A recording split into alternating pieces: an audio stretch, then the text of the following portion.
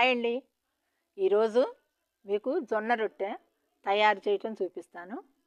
జొన్నలు 1 కేజీ తీసుకోండి, బియ్యం 1 కేజీ తీసుకోండి. శుభ్రంగా కడిగి ఎండలో పోసేసి పిండి పట్టించండి. ఇప్పుడు తయారు చేసేది ఎట్లాగో చూపిస్తాను.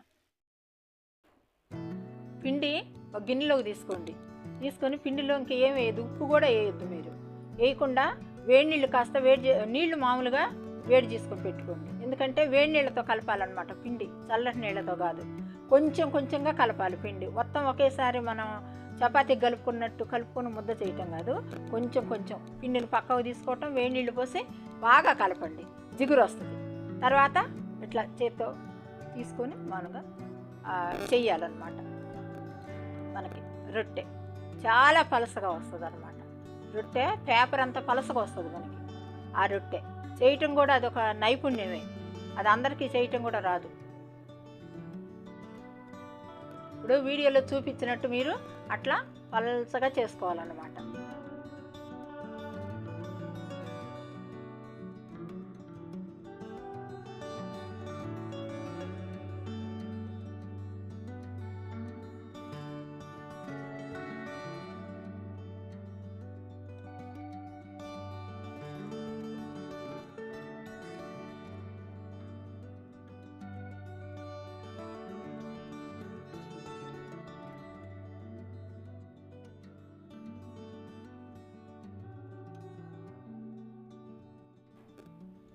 ఇలా మనం చేసుకున్న రొట్టెని పెనం మీద వేసేసేయండి.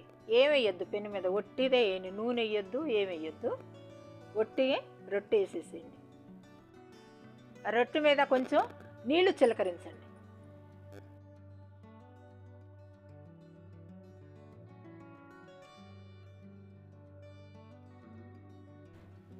ఒకవైపు రొట్టె కాలిన తర్వాత రెండో వైపు తిరగేయండి.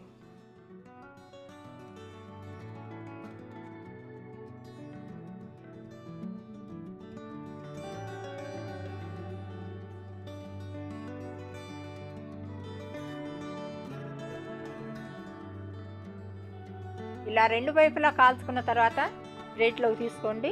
ఇంకా మీకు ఎన్ని కావాలంటే అన్ని ఇలానే చేసుకోండి.